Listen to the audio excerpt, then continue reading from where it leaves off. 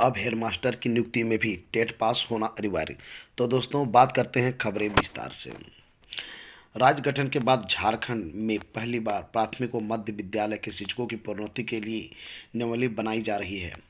स्कूली शिक्षा एवं साक्षरता विभाग ने नियमावली का ड्राफ्ट जारी कर दिया है।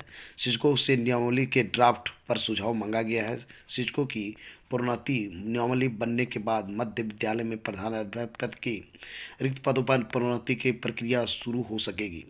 विभाग द्वारा तैयार ड्राफ्ट के अनुसार शिक्षा का अधिकार अधिनियम लागू होने के बाद कक्षा 1 से 5 में नियुक्त शिक्षक जो केवल कक्षा 1 से 5 के लिए ही झारखंड शिक्षक पात्रता परीक्षा सफल हैं को ग्रेड 7 प्रधानाध्यापक में प्रोन्नति के लिए कक्षा 6 से 8 की शिक्षक पात्रता परीक्षा पास करना होगा।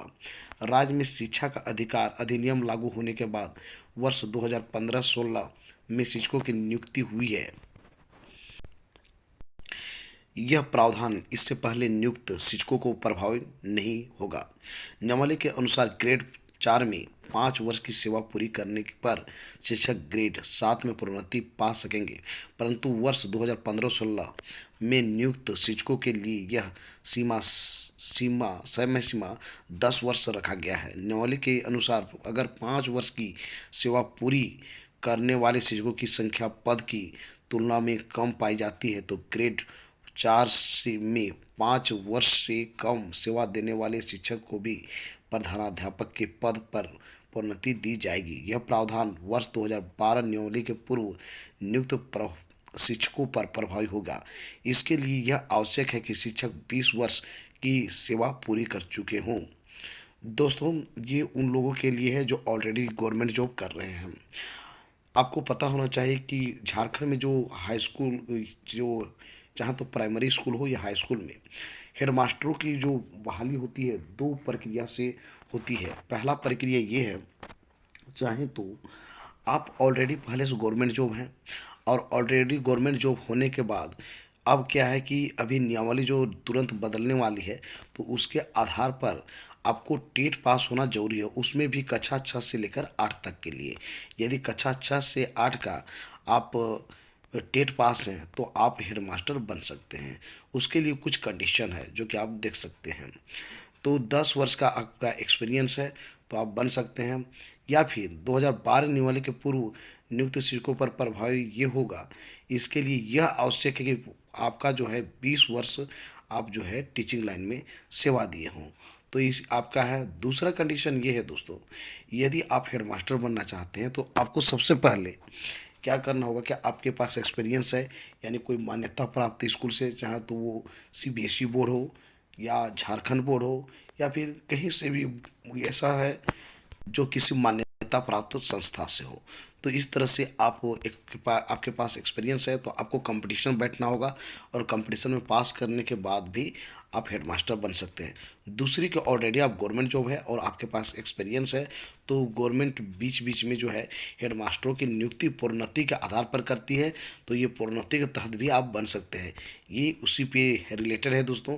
तो आप देख सकते हैं मुख्य बिंदु ये है कि राज्य में अब तक 1993 की नियमावली के आधार पर मिलती थी प्रोन्नति।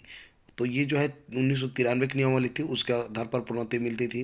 राज्य गठन के बाद पहली बार बन रही शिक्षकों की प्रोन्नति नियमावली, यानी कि राज्य की जब भी बना ये झारखंड उसके बाद जो है हेडमास्टर के लिए नियमावली नहीं बनी थी, तो नियमावली बन के हेडमास्टर की बहाली होगी। तीसरा, स्कूली शिक्षा एवं साक्षरता विभाग ने जारी किया ड्राफ्ट, शिक्षकों से मांगा सुझाव। तो इस प्रकार से स्कूली शिक्षा जो है इसका ड्राफ्ट तैयार कर दिया गया है और शिक्षकों से सुझाव भी मांगा है कि आपके लिए सही है या नहीं है, क्योंकि इसको भी जो है विभाग को देखना पड़ता है कि जो अनिवार्य एवं निःशुल्क शिक्षा नीति है उसके अनुसार हम काम कर रहे हैं या नहीं कर रहे हैं। और नहीं तो एनसीटी का गाइडलाइंस पूरा नहीं होगा तो फिर जो है ये फिर से ये बहाली की जो हो चुकी है उन लोगों की हेडमास्टर बनाने के बाद भी उनके जो लाइफ में तलवार लटक जाएगी। और चौथी रीज़न ये है, वर्ष 2012 के बाद नियुक्त शिक्षक को 10 और पहले के शिक्षकों को 5 वर्ष ग्रेड 4 में पूरी करनी होगी सेवा। तो ये कंडीशन है दोस्तों, इस तरह से आप ये सकते हैं। और दूसरी हम बात करते हैं, दूसरी ओर शिक्षक 20 जनवरी तक दे सकते हैं अपने सुझाव, यानी 20 जनवरी तक शिक्षक से जो है सुझाव मांगा गया है। संघ ने किया विरोध आंदोलन की चेतावनी, यानी संघ का कहना है कि ये आप बताइए कि हम लोग का ये जो मार कर चुका है और अब जो है कहाँ से हम लोग टेट पास कर पाएंगे। तो ये सोचने वाली बात तो हो सकती है उन लोगों के लिए, लेकिन क्या कीजिएगा, ये जो एनसीटी के गाइडलाइंस है उसको पूरा करना होगा। साथ ही साथ शिक्षा का अधिकार अधिनियम जो लागू हो गई है उसको फॉलो करना होगा, तभी तो जो है ये बाद में भविष्य में किसी प्रकार का इनको प्रॉब्लम नहीं होगी और इनकी नियुक्ति भी बरकरार रहेगी। साथ ही साथ इनकी प्रमोशन भी सही ढंग से हो सकेगी और क्या उसमें वेतन वृद्धि है वो भी आसानी से हो पाएगी। तो इसलिए गवर्नमेंट सही दिशा में काम कर रही है। दोस्तों, ये आपको वीडियो कैसा लगा, आप इस पे सुझाव दे सकते हैं। आप इसके जो इस वीडियो के मैसेज बॉक्स में जाके। तो दोस्तों, मेरा ये वीडियो कैसा लगा, यदि यह वीडियो अच्छा लगा तो मेरे इस वीडियो को कर दीजिए लाइक, चैनल को कर दीजिए सब्सक्राइब और इस वीडियो को ज़्यादा से ज़्यादा लोगों को शेयर कीजिए दोस्तों, जिससे कि झारखंड के सभी लोगों को पता चल सके कि हेड मास्टर के लिए भी अब टेट पास होना ज़रूरी है, यानी टेट की महत्व बहुत ही ज़्यादा बढ़ गई दोस्तों। तो दोस्तों, फिर मिलते हैं एक नए वीडियो, ऑथेंटिक वीडियो के साथ। तब तक के लिए हमें इजाज़त दीजिए। Bye bye.